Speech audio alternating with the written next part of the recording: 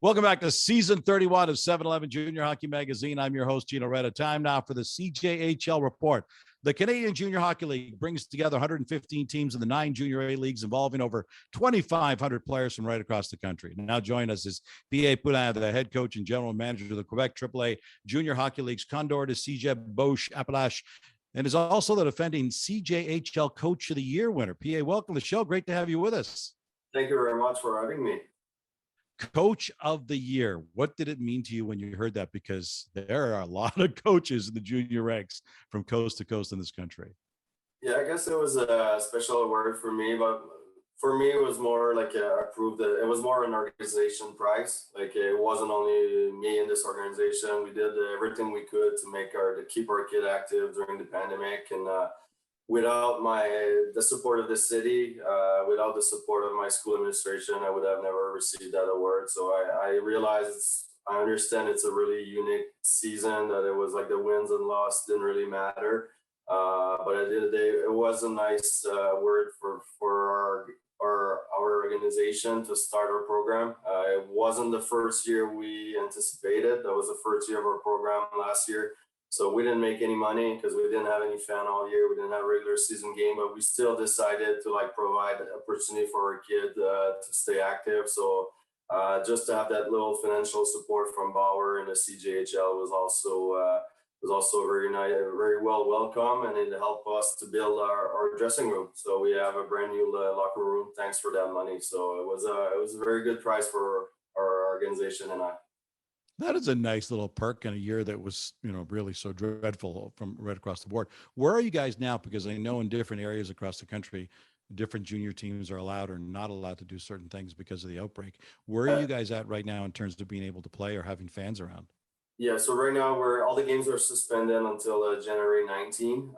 We are allowed to go one-on-one on the ice with the players, so we're starting to work on a plan now to bring back the players and split the ice into, and maybe have one coach with one player on one side and one other coach and other player on the other side. And we're also looking at the possibility of doing our practice outside. We have some nice facilities here outside. We did that last year, and I think we'll do that in the next 2 weeks until January 19th. It's the only way to have a team practice is to go outside. So it sounds like it's going to be back to basic and having fun outside for a few weeks here. That's all right. We're used to that as kids growing up in Canada. We all played outside at one point. Listen, devastating news last week when the World Junior Hockey Championship had to be canceled because of Omicron. Of course, the Olympics are just a few months away, where our women's Olympic team is going to be looking to get back to the podium after winning silver 4 years ago. Your sister is someone that hockey fans are very familiar with, MarieFrance Poulin, one of the most decorated Canadian women hockey players for Canada.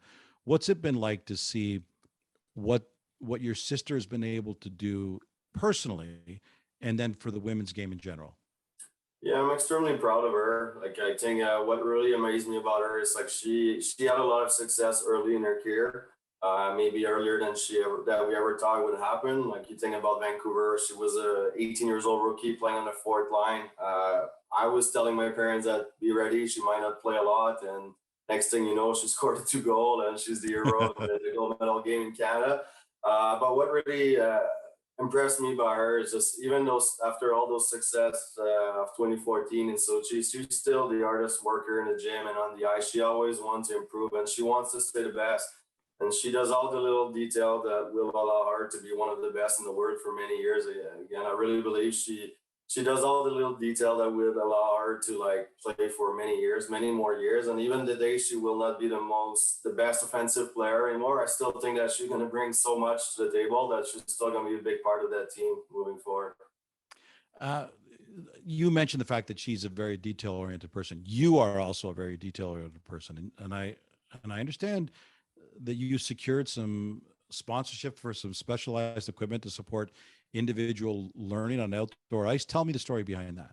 Yeah, we did. Last year, when the only thing we could do was one-on-one session. So I did approach, and obviously we didn't have much budget to buy some specific hockey training tools. So I did approach Hockey Shots and explain what we're trying to do here. And I was lucky we got a sponsorship with them. And so we got a lot of hockey specialized equipment to work on individual skills, which was great for last year. And we still use it every day this season also, even though we're back on a more regular team format.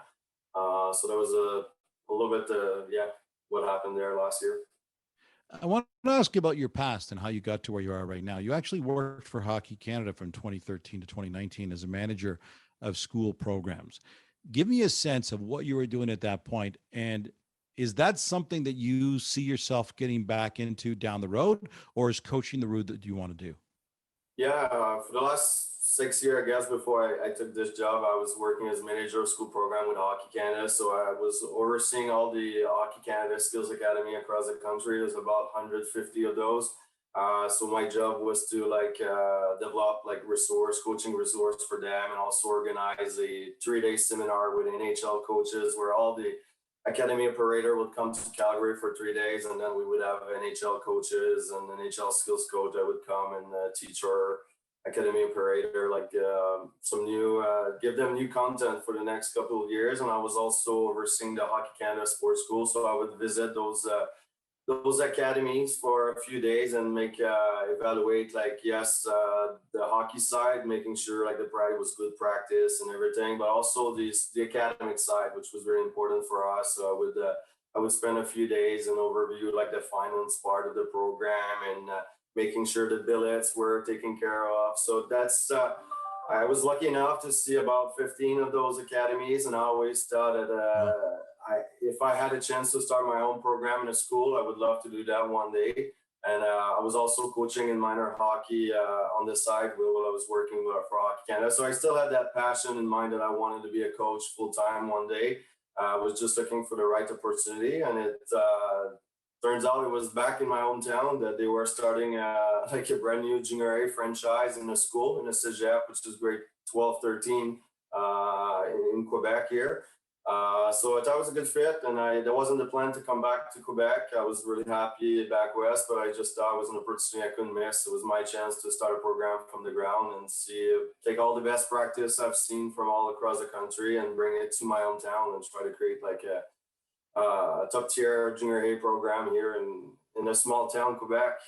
And you've done that because you guys are first place right now in the Quebec Junior AAA Hockey League's East Division. We had CJHL President Brent Lads on the show last week, and we talked about the fact that there's going to be a Centennial Cup. At least we're hoping right now there is one scheduled in Estevan. You've been around the game a long time. Have you got the kind of talent on this team that could potentially be going to nationals this year? We think so.